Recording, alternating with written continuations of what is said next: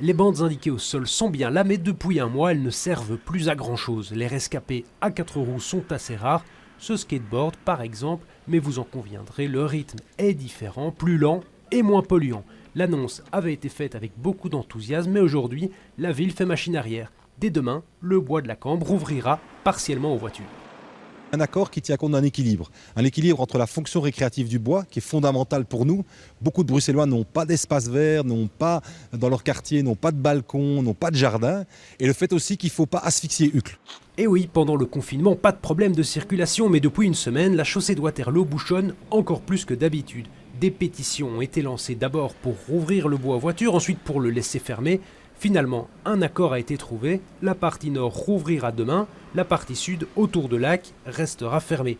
Entre les deux, une zone tampon pour le parking, et le dimanche, tout le parc sera fermé, ça c'est comme avant. Pour autant, c'est déjà un grand soulagement pour de nombreux Uclois. Moi, je suis demandeur d'une réflexion de fond, d'une réflexion qui soit, je le disais, concertée, mais qui puisse s'inscrire aussi sur le long terme. Une solution sur le long terme, c'est ce qui est sur la table pour les prochains mois, pour que le bois de la Cambre devienne un Central Park à la bruxelloise, mais que la circulation reste fluide aux alentours.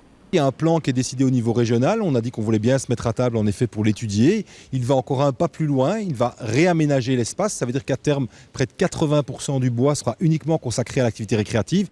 Dès septembre, l'avenue Diane pourrait par exemple devenir l'unique axe automobile du parc. Il serait alors mis à double sens. Une piste envisagée, mais rien n'est encore décidé. Affaire à suivre.